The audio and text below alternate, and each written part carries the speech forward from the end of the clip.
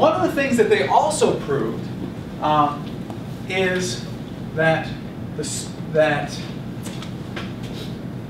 they proved that all light moves at 3 × 10⁸ meters per second, no matter who measures it. Because when they were doing this experiment, one of the things that a byproduct of what they did is they had to measure the speed of light to a degree that had never been done before. So one of the things that they proved was that everyone measures light to move at the speed of light, 3.00 × 10⁸ meters per second, no matter who measures it. Now, when I just say that, it doesn't mean much to you. So let's walk through what that actually means, that everyone measures the speed of light to be the speed of light, no matter who they are, no matter what they're doing. So let's take a moment and just walk through a thought experiment. Here we go. I am on a train. Everybody's always on a train. I'm on a train moving to your right at 5 meters per second. You are stationary observers. I'm going to throw the tennis ball at 5 meters per second. So I'm moving to the right, you're stationary. Moving to the right at 5 meters per second. I throw the tennis ball at 5 meters per second. Class, how fast do you measure the tennis ball to move? 10. We'll try that again. Class, I'm on a train moving to the right at 5 meters per second. I throw the tennis ball at 5 meters per second. You are stationary observers. You measure the speed of the tennis ball to be? 10 meters per second. What do I measure the speed of the tennis ball to be? 5 meters per second. Notice, those are not the same. Unlike light, they're not the same. The speed that you measure the tennis ball to be moving at is dependent on how you are moving. This is not true for light. So here I am now. I'm now on a train moving at half the speed of light to your right. Hopefully it's a maglev train. I'm moving to the right at half the speed of light. I turn on my light source. I say, danger! Okay, I'm moving on a train to the right, moving at half the speed of light. When I turn on the light, you see the light, you measure the speed of the light to be? 3 × 10⁸ meters. Okay, usually when I point at you, you all answer. Okay, I don't know if you knew that. We'll try again. Clearly you didn't. So I'm moving to the right on a train that's moving at half the speed of light. When I turn on my beam of light, class, you measure that light to move at? Awesome. You could just say the speed of light. That'll be faster. We'll try again. You measure the light to move at? Speed of light. Good. I measure the light to move at? Speed of light. Remember, everyone measures the light to move at the speed of light. Great. Now, as I'm on the train moving to the right at the speed of light, at half the speed of light, I turn on my beam of light. I measure the light to move away from me at, class? Speed of light. Speed of light. Good. You measure the light to move away from me at? Speed of light. No. We'll try again.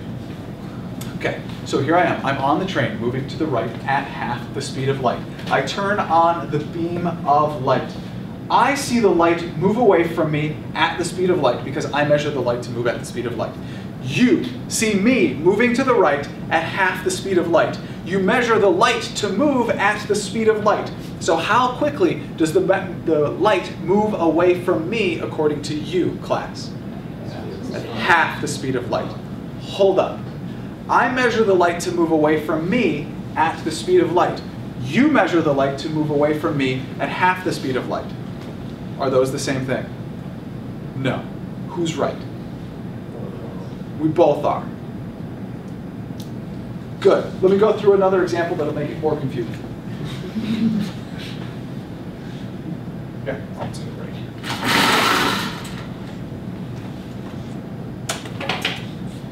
Okay, so again, getting back on the train. We have a train car. The velocity of the train is going to be 0.50 times the speed of light. It will be moving to the right. I will be on one end of the train. Here I am, I'm happy, and there's my hair. Over here we have my wife. She is also happy, and she has slightly shorter hair. In the middle of the train, equidistant from both Mr. Palmer and his wife, we have a light bulb. Note, energy efficient, of course. Note, we're supposed to be equidistant from the light bulb. We are given instructions that when we see the light bulb turn on. The moment we see the light bulb turn on, my wife and I are both to start dancing the Macarena. Ladies and gentlemen, people, take a moment and dance the Macarena with me. Here we go.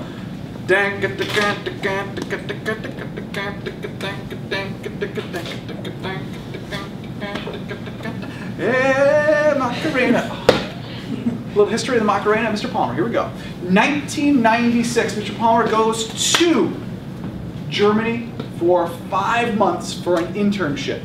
In March of 1996, the Macarena in Europe was just, or at least in Germany, was just becoming a big hit. It was a big hit for approximately 5 months. I then left Germany, came home in the United States. When I got home, the Macarena was just becoming a big hit. And it was a big hit for almost 5 months. That's right.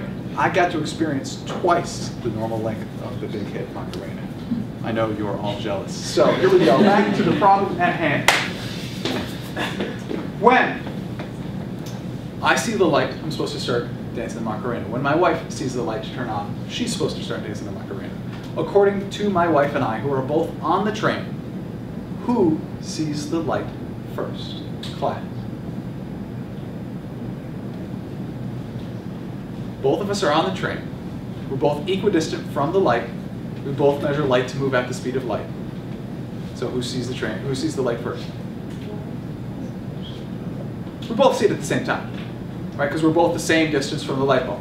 So according to my wife and me, I start dancing the Macarena. I look over at my wife. She's dancing the Macarena. We're dancing the Macarena together. It is a wonderful, wonderful thing. You, the stationary observer, according to you, who sees the light first? You do. I do. I am moving to your right at half the speed of light. The light is coming toward me at the speed of light. My wife, the train is moving to the right, but my wife, the light is moving toward my wife, which is to the right, and my wife is moving to the right. Notice how it's going to take longer, according to you, for the light to get there.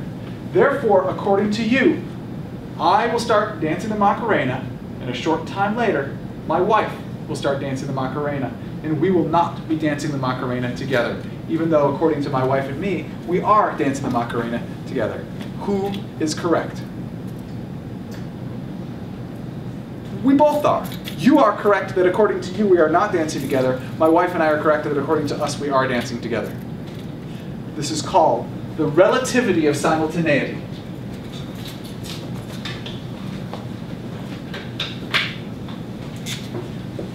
The relativity of simultaneity. The idea that two different observers moving at two different speeds can observe the same event and have different interpretations of what's going on and both be correct. Relativity of simultaneity. Why don't you see this in everyday life? Yes? We don't move fast enough. We don't ever get to the point where we're moving fast enough where we're going to see the everyday effects of this. But this is true.